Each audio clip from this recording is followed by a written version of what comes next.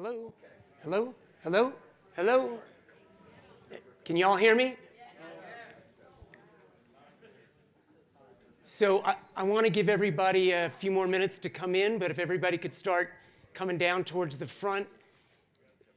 I feel a little chilly, so some warm air would be great.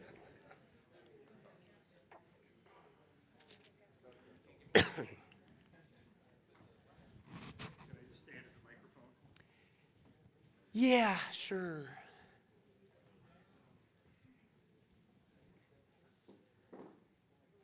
Chris, Steve, could you see if there's like 40 more people coming and I should wait?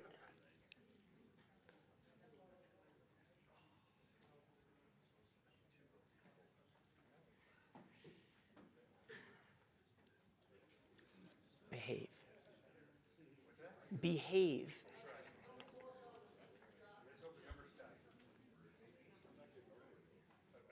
Go.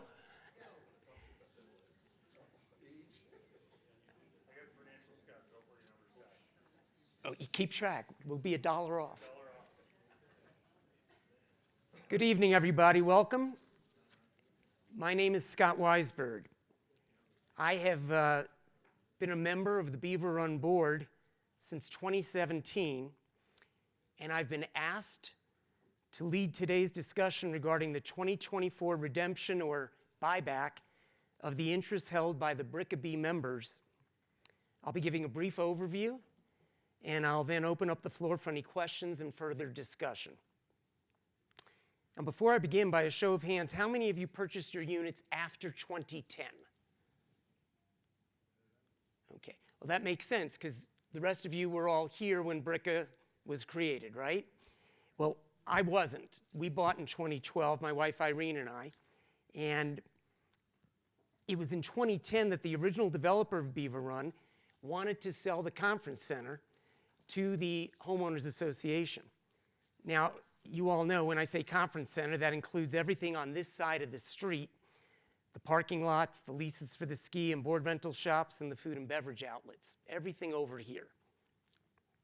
The HOA did not have the financial ability to purchase the conference center, so BRICA, a Colorado limited liability company, was created. And as you all probably already know, BRICA is an acronym for Beaver Run Interim Center Acquisition, the key word being interim. Because as I mentioned, the original developer would only sell the conference center on the condition that our HOA would ultimately be the owner of this conference center. Well, in fact, the HOA has been one of the owners from the beginning and is referred to as the C member. Now, the purchase price for this conference center was $24 million. And again, that's 15 years ago. So in addition to a bank loan and financing that the developer provided, you all that were in the BRICA program agreed to assist with the purchase by making investments in BRICA. So we had the A members. They invested over $1,400,000 and some odd $1,000, and that was to be repaid annually over a 15-year period with a 7% return on their investments. How many of you were A members? Right. Now, the good news is, and we're very happy to say this, the A members will be paid in full later this year with the final installment that's due. And that's going to leave only the B members. Raise your hand if you're a B member. Of course. And of course, the C member, which as I said is the HOA. Now, the B members invested almost $4 million. And it was a little bit different because the B members were to receive 4.85 times the amount of their original investment, and their original investment was all to come back to them. That total amount to be repaid was over $23 million. There was no timetable for that repayment, which was different. Remember the A's? Over a 15-year straight payment. But the B's, there was no guarantee of when that was going to happen. It was to be made at the discretion of the board based on the financial performance of the conference center. In fact, repayment of the B members was not supposed to even begin until after the A payments were concluded, which is going to be this year. Fortunately, as a result of significant savings created by refinancing the bank loan, as well as increases in revenues from our leases, the board through 2023 had already authorized payments to the B members totaling over $4,600,000. That's already gone out to you guys. So then what happened? In late 2023 and early 2024, Tom Penland, Tom, raise your hand, everybody knows where you are. He's a member of our board and currently serving as vice president. He got approached by some of our B members requesting repayment of the remaining amount due. I mean, it had been a while, so let's get paid. Some of the reasons were that they had already sold their units and still had their remaining B interest.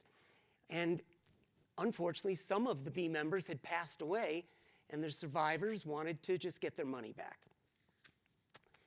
So Tom came to the board suggesting that we consider paying those B members, and quite frankly, I had my reservations. I was unable to justify full payment to some of the B members, but not all of the B members. Now, those of you who know Tom know that, if nothing else, he's persistent. Tom felt that accommodating these B members, without whom we never would have been able to purchase this conference center, warranted creative thinking on the part of the board. So the board ultimately came up with a plan that we all felt was fair to all of the B members. Specifically, Jim O'Donnell. Jim, where are you? He was our treasurer at the time and now, of course, is our president. He suggested that we offer all the B members the opportunity to have their memberships bought back with the understanding that the return on their investments would be converted from that original 4.85 times their original investment to the same 7% return that the A members were receiving. Ultimately, the board approved Tom's and Jim's recommendations. Now, let's keep in mind that before the buyback idea even came up, based on the projected annual distributions that we had hoped we'd be able to be making, the B members' total cash return would have yielded an annual rate of return of approximately 10% over the life of their investments. So the board also decided that if we were to proceed with the buyback, that we would continue with any remaining B members to provide up to the same projected 10% rate of return. Of course, the total cash that would be returned would always remain the 4.85 times the original investment plus that original investment. Okay, so that was the easy part. Now the board and the management team had to figure out how to do this. So we had numerous Zoom meetings with our attorneys and our accountants to even determine if this proposed buyback was feasible. Once that was confirmed, we then reached out to the B members to see if there would be sufficient interest to justify the legal costs associated with the buyback. After several Zoom meetings with B members confirming that there was more than adequate interest, the board went back to the attorneys and commenced the legal process necessary to offer the buyback to the B members. So, after all that, let's review the results. Over 36% of the B members participated in the buyback. And as you'll see from this slide, BRICA paid $1.5 million on the 2024 buyback line. Everybody sees that? There was $1,257,000, which was the amount of equity. $258,509, 7%, brought everybody up to the 7%. Total amount paid out last year, $1,515,000. So that's what went to the B members who opted into the program, and that provided those B members with that same 7% return on their investment that the A members got. Okay. Now, Once those B members got that payment at the 7% rate of return, there was no longer the obligation to make the additional 4.85 times. With me? So what that meant was, we can go to the next slide, that we are each year going to have a reduction in the amount needed to be distributed because some of the B members are gone, 36%, they've been paid what they wanted. The remainder are still going to get payments at that projected up to 10%. And so what's going to happen is we've got this column buyback savings annually. 2024, there was already a $66,000 savings. Each year, 2025, we're projecting, if we make the distribution we're anticipating, there'll be a $361,000 savings. The cumulative column, yeah, it's confusing to me too, brings us all the way to the bottom, and down at 2035, make sure you're all here, we're going to talk about it, that same number, $5,230,000 some odd of savings over that 11-year term. And that's one of these unintended consequences of accommodating those B members that had approached Tom, and there will be a savings to BRICA. The 36% of the B members who wanted their funds back, they were accommodated. It turned into a win-win, and we felt it was very good for everybody involved. All right, so what's next? As I mentioned, the board's going to continue to review the financial performance of BRICA in the hopes of continuing with annual distributions to the remaining 64% of the B members. The board, together with management, is also going to be looking each year to determine what fiscally responsible application we can make with these savings that we're going to be having. So that's all I've got, and I'm not sure if I clarified or confused. In any event, I'm going to open the floor up for any questions and discussion, and I thank you for your attention.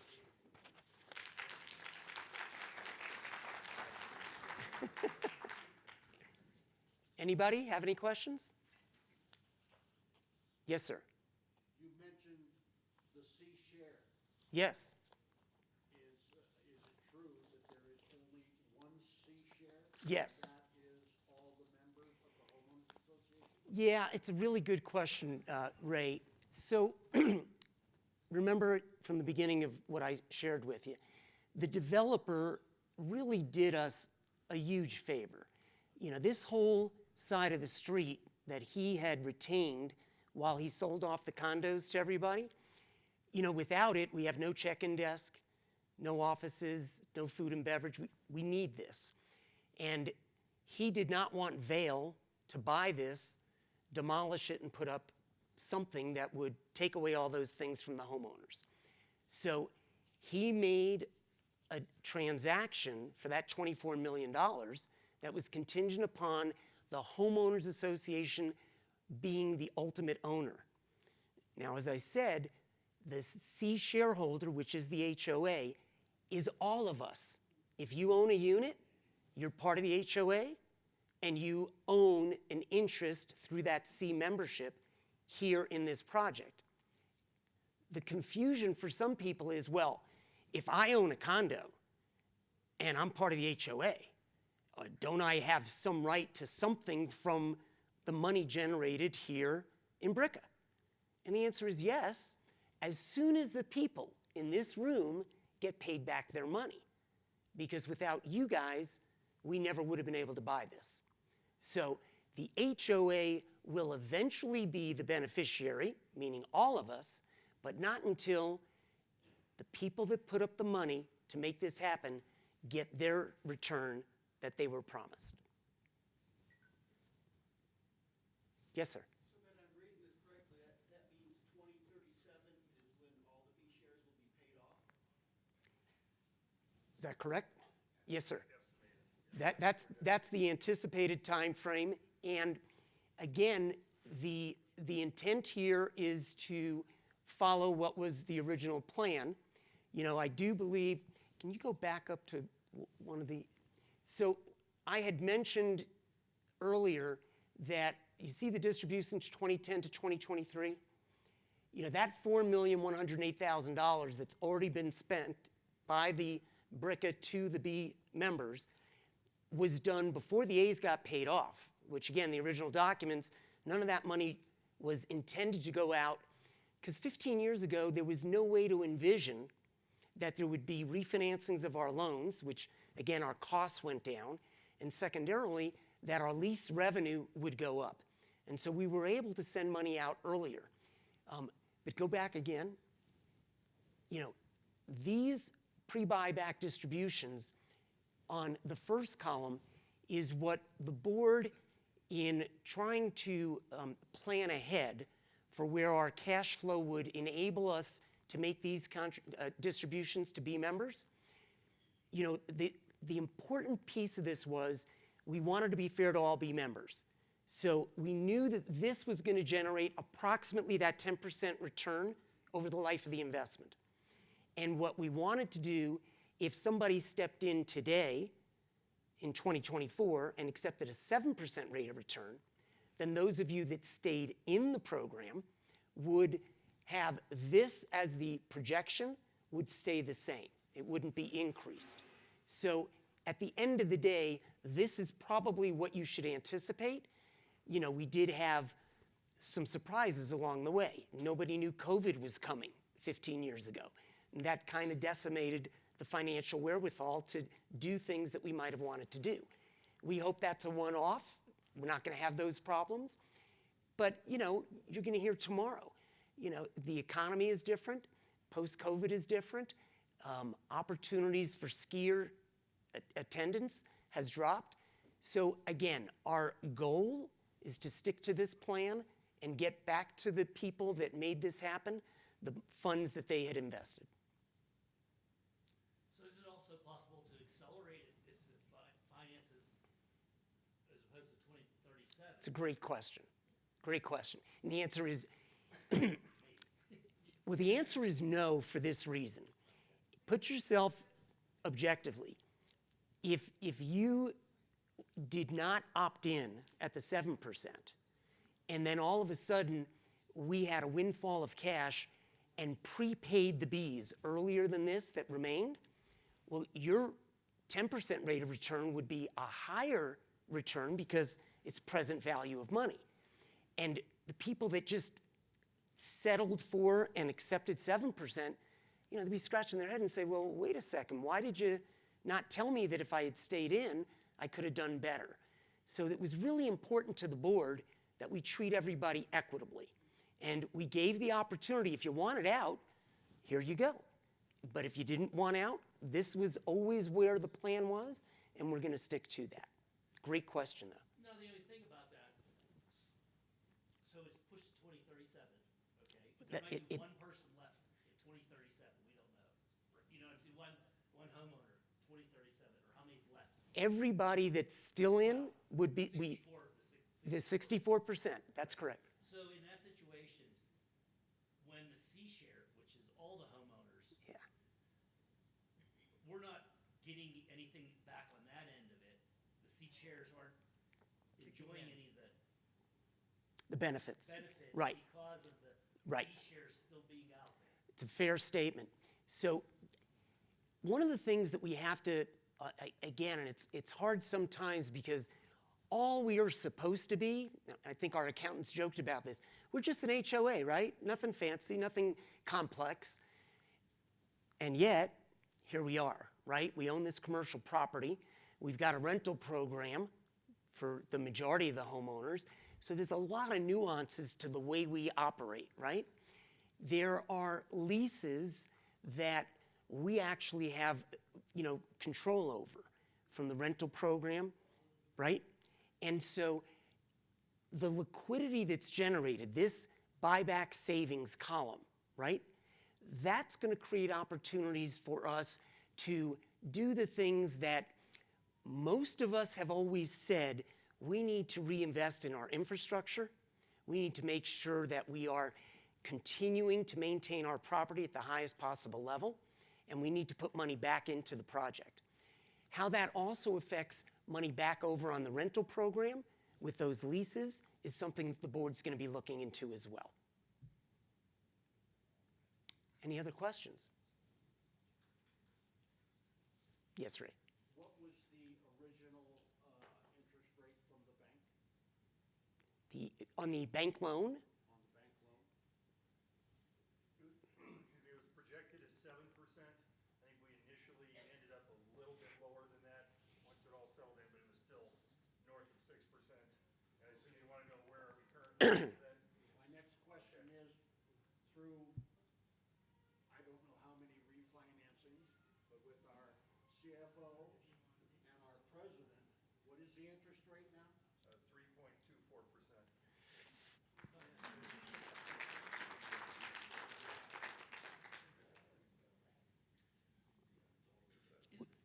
Is the buyback a one-off thing that was done in 2024?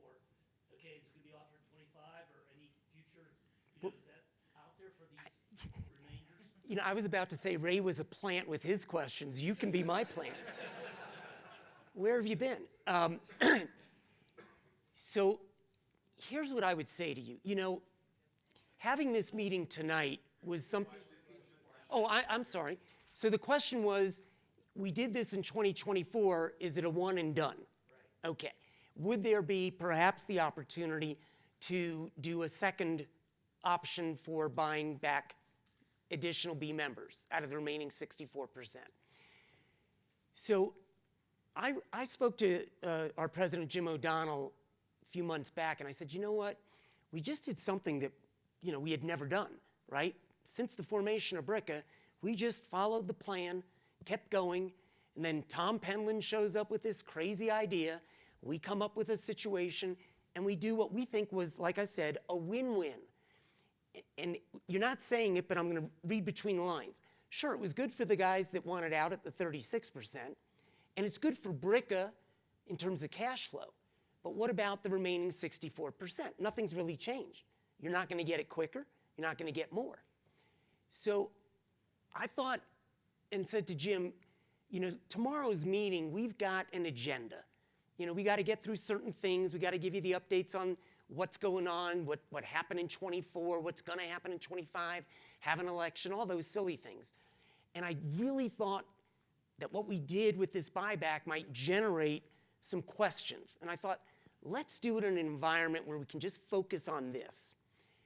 And in our brainstorming of what kind of questions are going to come up, Scott, be careful what you wish for, I said we may very well have that question asked. And as a board, we've not said we're never doing it again, but we also don't know what the interest might be. We do feel strongly that, or we did feel strongly that the question would come up, and some of you might say, well, wait a second, I might be able to do better with my money had I gotten it with the 7% return and go invest it in the stock market. Oh, no, not this week, right? Not this week. Although, John Baroon thinks it's a really good buying opportunity.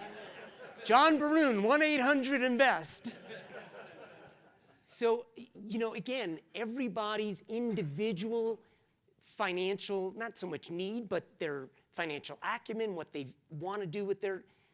Here's my bottom line answer, and I'm not making a decision for the board. If there was enough interest in maybe doing another round of this, we'd have to look into it. I don't think the board would say no. I will say the following. Can you go back to the previous slide? So, on the 2024 buyback line, I talked about the $1.2 million plus the $258 that gave the 7%, right? That was $1.5 million of cash we sent out.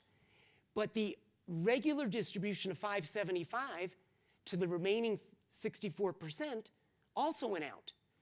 So we sent out over $2 million. Well, guess what? That's because BRICA had the cash. Here's the crazy thing. When Tom and Jim talked to me about, let's do this crazy buyback thing, I said, well, where's the money coming from? And the original thought, Greg was involved as well, was, well, we can go get a loan and then we'll repay the loan on the same way we would have given the distribution. We didn't have to do that. because only 36% of the B members wanted out. Now, our cash position is not always that flush, right? Every year is different. So a lot of things fell into place really well towards the timing of when we were going to do this.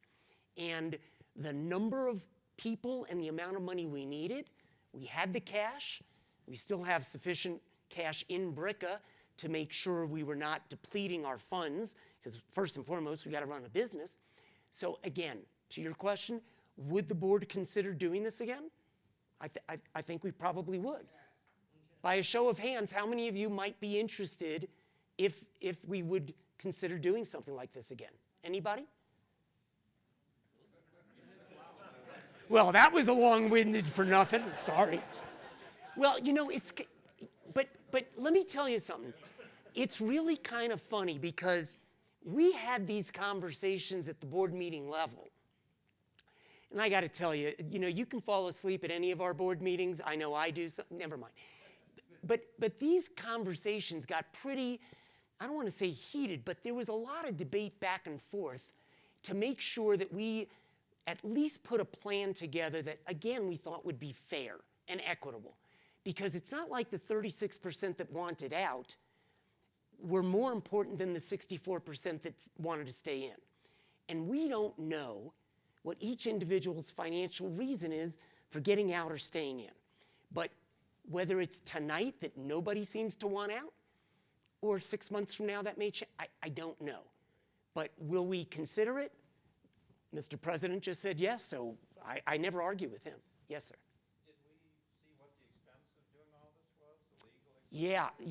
Yeah. It was, It was more than just the legal expense. Well, what was it? Do we know? well, I mean, when the president speaks, I get quiet. Go ahead, Jim. We can articulate the legal expense, but let me tell you, the amount of effort we had to go through in terms of the legal documents and figuring out how to do it and figuring out how to get everything right, it was immense. There was a lot of time spent doing this. From dollar standpoint, was it in the 35? 40,000. Yeah, we had been given a range from our lawyers. And let me tell you something. I'm a real estate attorney, which means I know nothing about a BRICA buyback legal stuff. But, you know, one of my concerns was, you know, we're just over-lawyering this thing. And I made that comment during some of these Zoom meetings, like, you know, this is just a money grab. Well, I got spanked by the lawyers on the Zoom meeting saying, stick to real estate, that's what you know. This is a real legal issue.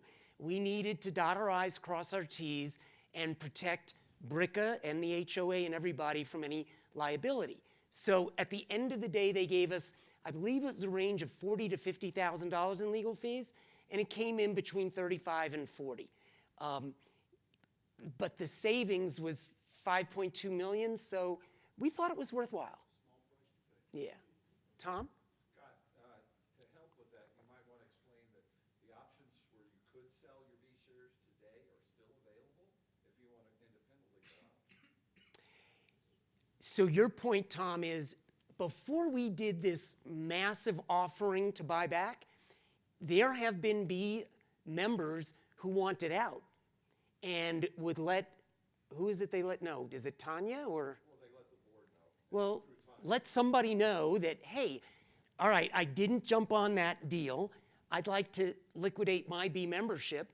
Could you, help me out? And interestingly, there are homeowners who to this day were not around, didn't have the opportunity to buy a 4.85 return, and might be interested in buying someone's B membership interest. And there have been a handful of those over the years. Yes, ma'am. Do you keep a running list of, in case I wanted to be on that list? You have a list If you want to sell your B membership? to buy? Oh, if you want to buy? I don't have a list, but if you have an interest, you should let somebody know. Hold on. Last time there was an opportunity to buy, I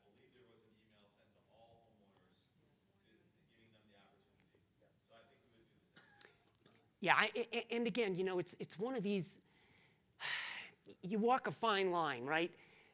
If somebody wants out, and remember who we're talking about. We're talking about somebody who 15 years ago reached in their pocket and saved this project. I mean, I got to tell you, Irene and I bought here because of what you guys did with BRICA. It is just phenomenal. And the people that reached in their pocket 15 years ago, if their circumstances change and they need out, we're going to try to find a way to help them. I mean, that's what Tom and Jim created and we were able to do. Anyone else? Yes, sir. What's the remaining term on the 3.2% rate?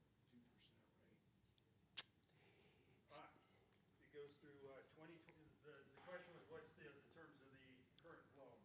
It's fixed at this, 3.24%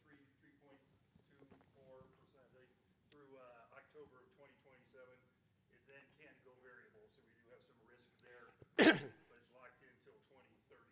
At that point, we will refinance it, or we might do it earlier if rates go crazy low again at some point. We certainly, entertain refinancing before that.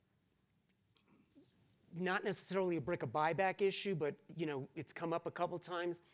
You know, there's been some thoughts about, what is our debt, right? The original amount of debt we had when we bought BRICA was? Nearly $20 million. Okay, so just let's call it 20 million. We're friends with it's 20 million, no big deal. Our current loan is less than $8 million, of which 2 million was to put a roof on this conference center during COVID when we were shut down anyway. So you're kind of sort of less than 6 I apologize, I can't hear at my age. All right, that's why I'm cold, I get it. Yes, we did HVAC, we did a lot of stuff. And all thanks to Jim O'Donnell, who said, hey, we're not having any conference business, how about we rip the roof off and replace it anyway? And the bank during COVID gave us a loan. I mean, you guys may remember, before we even reached out to get the loan, we sent a request to the homeowners saying, hey, would you guys be willing to step up again and help us? And within 48 hours, we had $5 million from homeowners committed to help us financially during COVID. Never needed to use it, but that's the quality of homeowners we've got.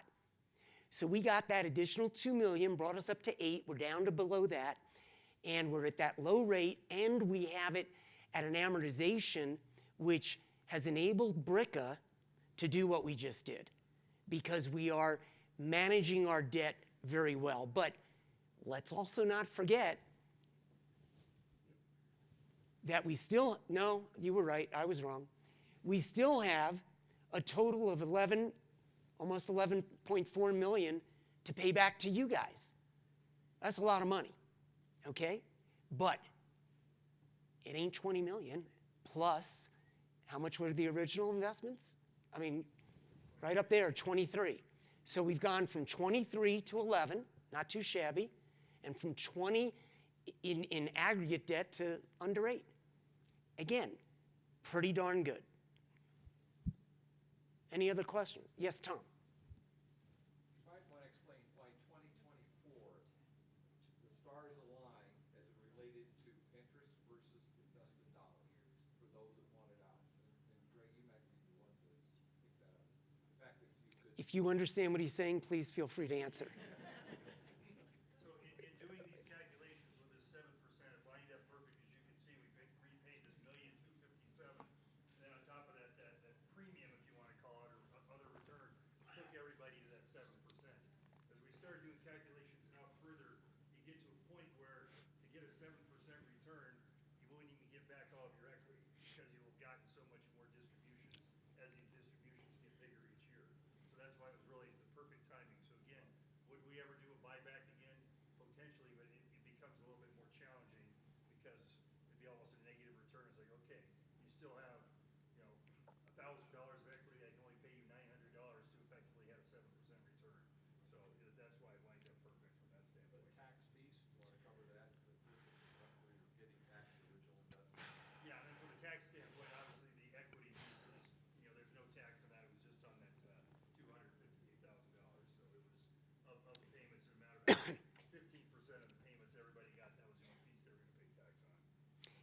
And getting back to your question, would we ever?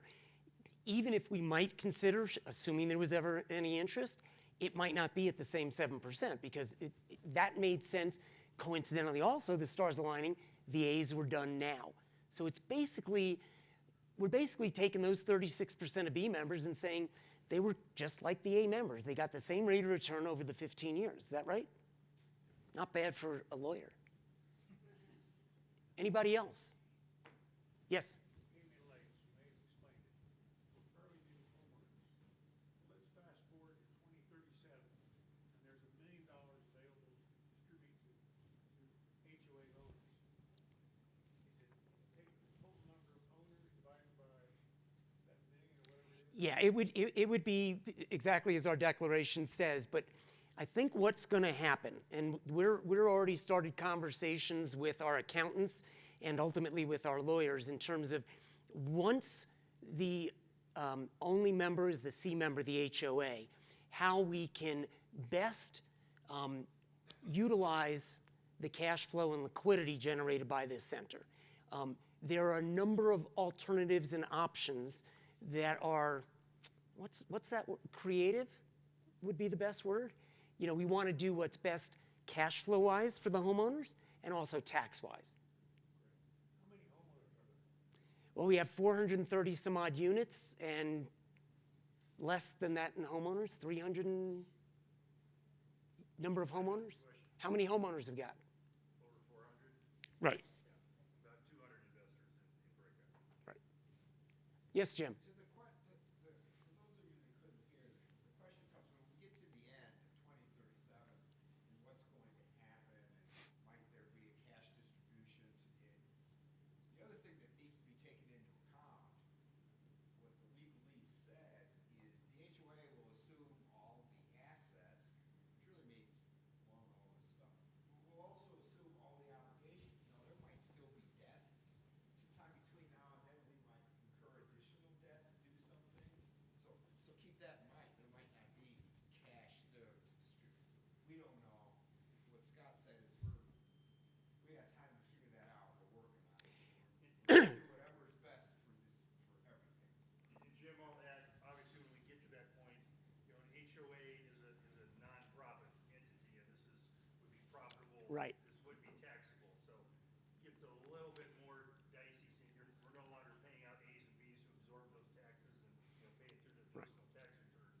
You know, again, we've got a few years to deal with that, figure out what's the best bet for them, but there would be some tax obligation to have to pay on those. However, we have built up, without going into a lot of details, and I've spent the past years talking about this, we do have a large net operating loss that is accumulated in the HOA due to assets that we depreciate that you can't do anything with because it's not a traditional company. So that depreciation expense just builds up as an NOL, so there would be some Yeah. offset of that at that point. Again, that's pretty heady tax stuff, and we've got 11 years to figure that out.